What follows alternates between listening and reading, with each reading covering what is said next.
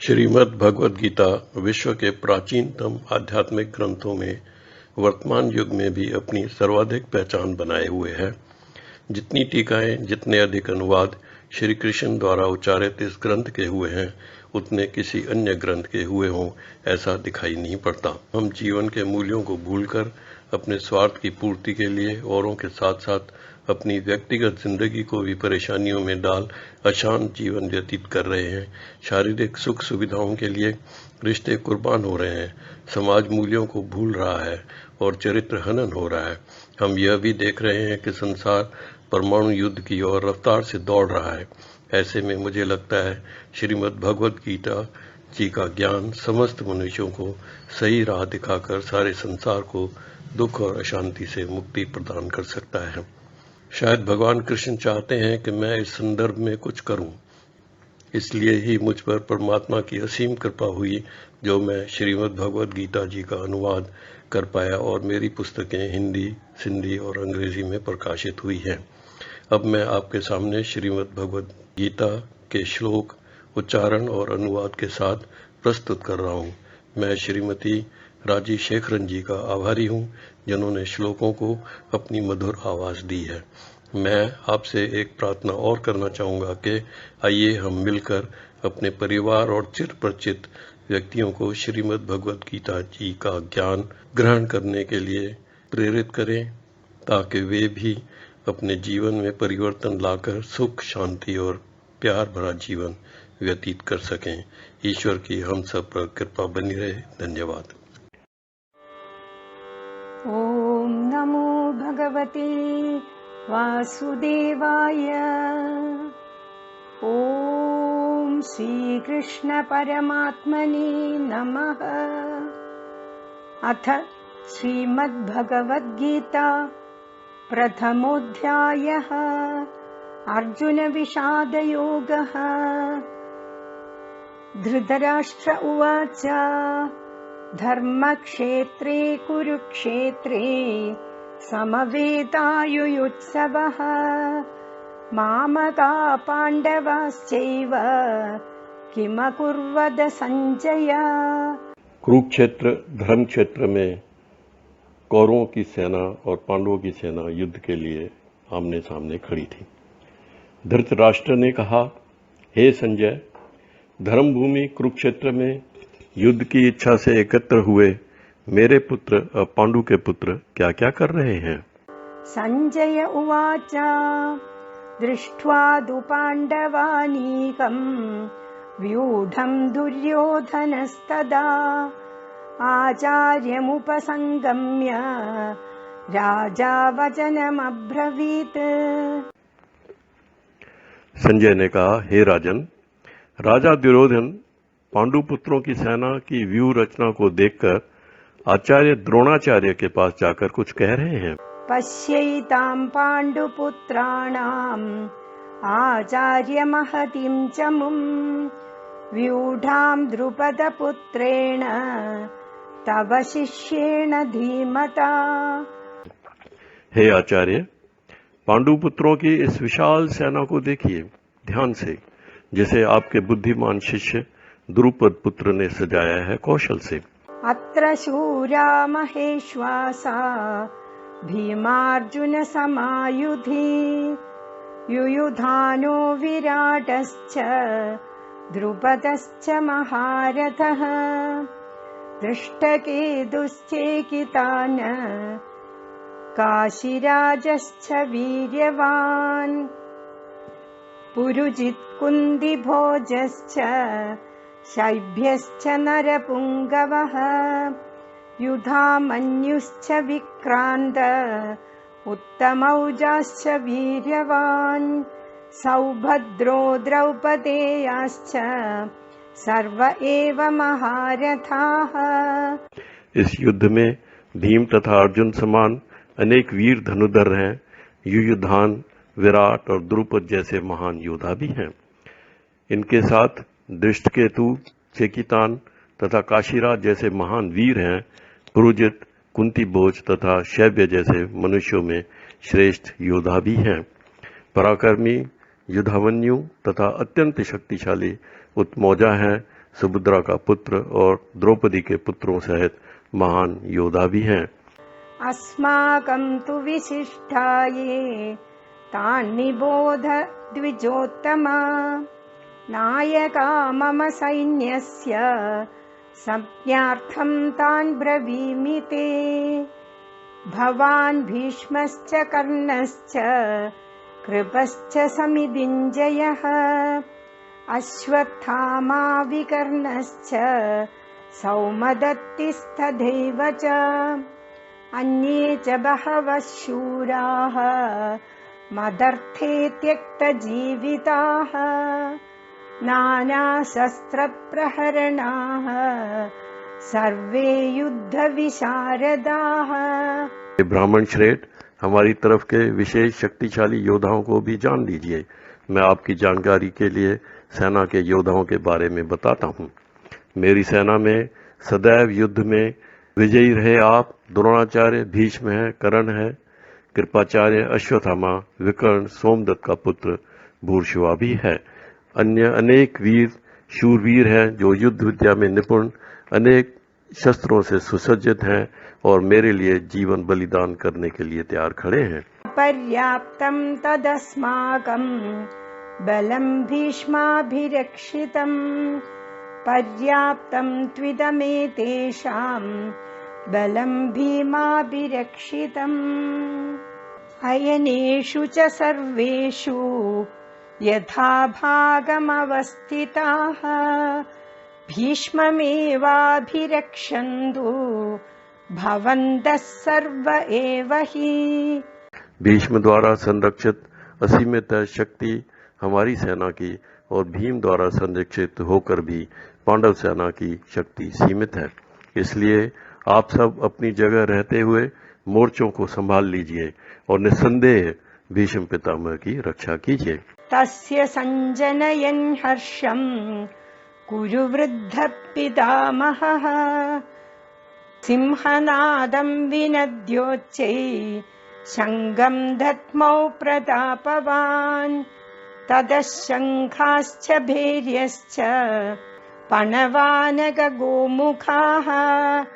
सहसैवाभ्यहन्यन्त सशब्दस्तु मूलोऽभवत्। तब व्योवृद्ध पितामह ने सिंह गर्जना करते हुए शंख बजाया और दुर्योधन के हृदय में अत्यधिक हर्ष उत्पन्न किया। तत्पश्चात अनेक शंख, नगाड़े, ढोल, मृदंग आदि बजने लगे जो एक साथ बजकर भयंकर कोलाहलपूर्ण स्वर पैदा करने लगे। ततश्वेतैर्हयैर्युक्ते महदिस्यन्दने स्थितौ माधव पाण्डवश्चैव दिव्यौ शङ्खौ प्रदत्मतुः पाञ्चजन्यं ऋषिकेश देवदत्तं धनञ्जयः पौण्ड्रं दत्मौ महाशङ्खं भीमकर्मा वृगोदरः अनन्दविजयं राजा कुन्दीपुत्रो युधिष्ठिरः नकुलसहदेवश्च सुघोषमणिपुष्पकौ। श्री कृष्ण और अर्जुन जो आसीन थे सफेद घोड़ों से युक्त रथ पर, तत्पश्चात वे भी अपने अपने अलौकिक शंख बजाने लगे। कृष्ण भगवान ने पांचजन्य नामक शंख बजाया, अर्जुन ने देवदत्त नामक शंख बजाया और भयानक कर्म करने वाले भीम ने पौंड्र नामक महाशंख बजाया। अत्यंत विजय नामक शंख बजाया कुंती पुत्र युधिष्ठिर ने, सुघोष नामक शंख बजाया नकुल ने और मणिपुष्पक नामक शंख बजाया सहदेव ने।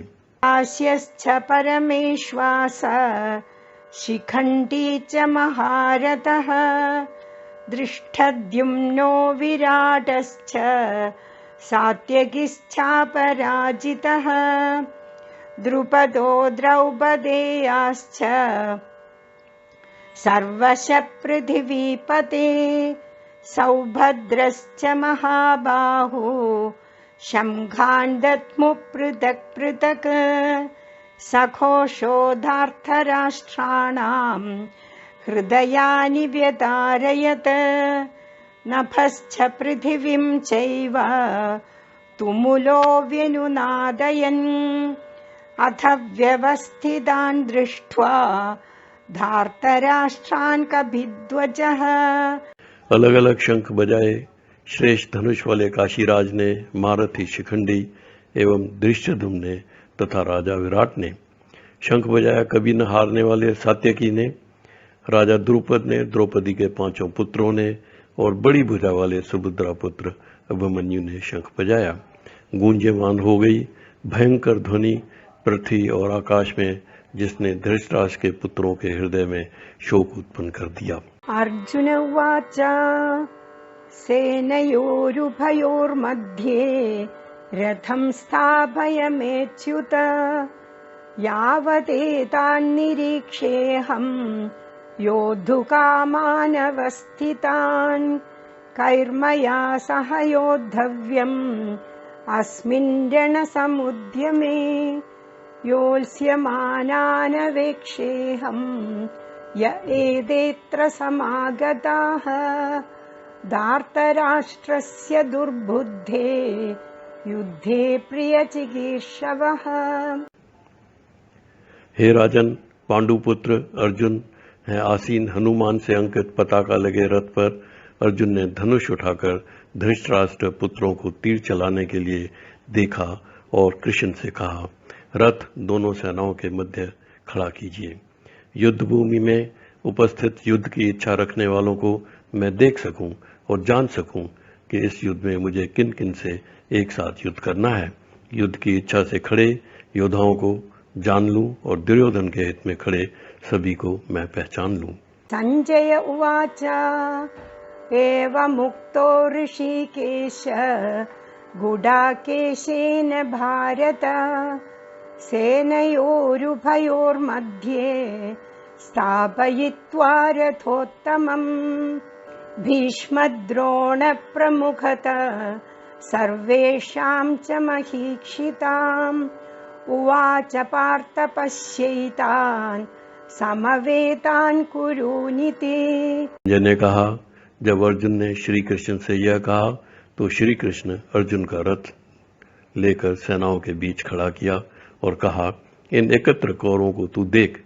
श्री कृष्ण ने भीष्म पितामह आचार्य द्रोण तथा राजाओं के सामने अर्जुन से कहा, युद्ध के लिए इन एकत्र कौरवों को तू देख।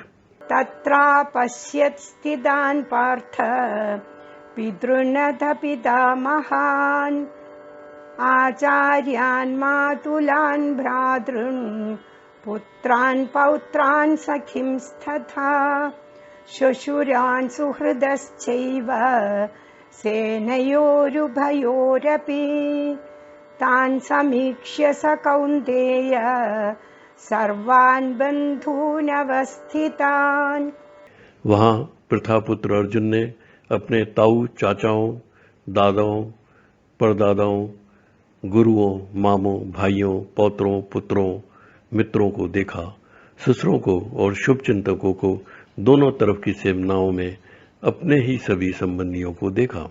कृपया परयाविष्ठ विषीदन्निदमब्रवीत्।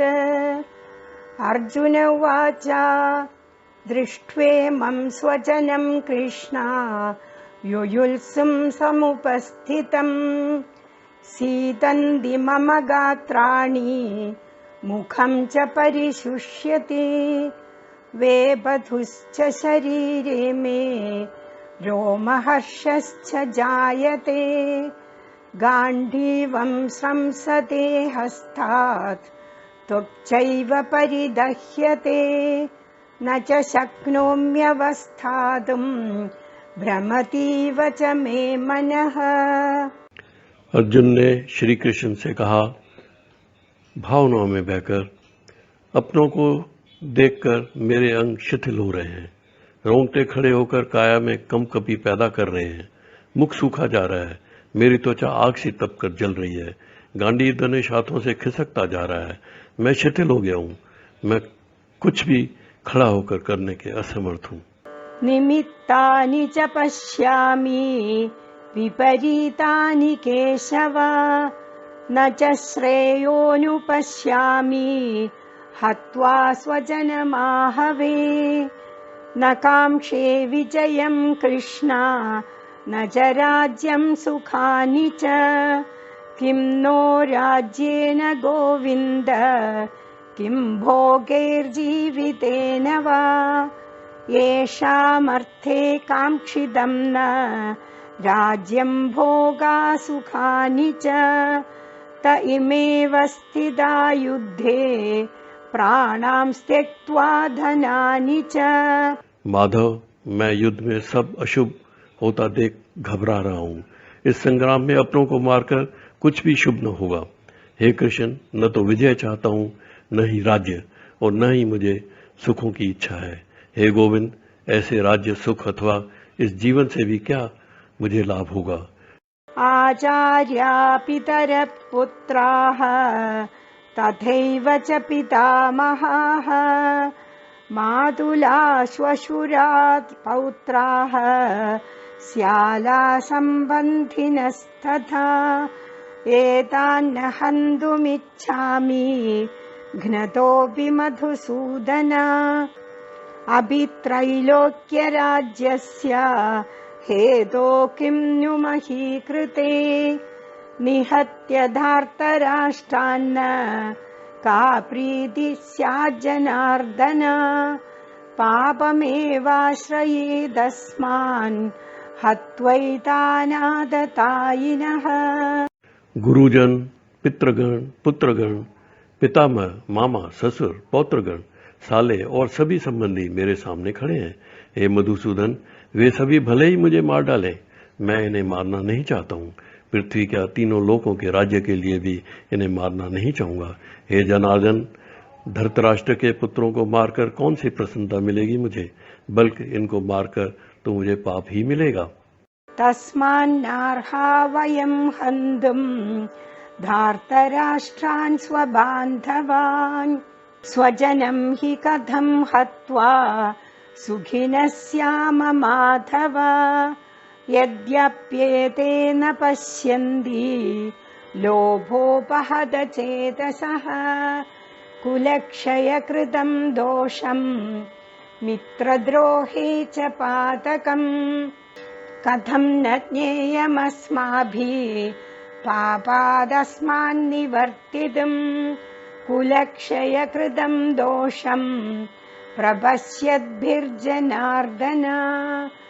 हे माधव, धृतराष्ट्र के पुत्रों को संबंधियों और मित्रों सहित मारना मुझे उचित नहीं लगता, क्योंकि अपने ही कुटुंबियों को मारकर मुझे सुख नहीं मिल सकता। लोभ से इन भ्रमित चित्त को कुल के नाश से दोष दिखाई नहीं देता, और मित्रों से विरोध करने पर भी इन्हें कोई पाप दिखाई नहीं देता। हे जनार्दन, हम कुल के नाश से उत्पन्न दोष को समझने वाले हैं, क्यों न इस पाप से बचने के लिए कुछ विचार करें। कुलक्षये प्रणश्यन्ति कुलधर्मा सनातनाः धर्मे नष्टे कुलं कृत्स्नम् अधर्मोऽभिभवत्युत। कुल धर्म के नाश से सनातन कुल धर्म नष्ट हो जाता है तथा धर्म के नाश से संपूर्ण कुल में अधर्म फैल जाता है। हे कृष्ण, अधर्म अधिक बढ़ जाने से कुल की स्त्रियां दूषित हो जाती हैं, और स्त्रियों के दूषित हो जाने से अवांछित संतानें उत्पन्न होती हैं।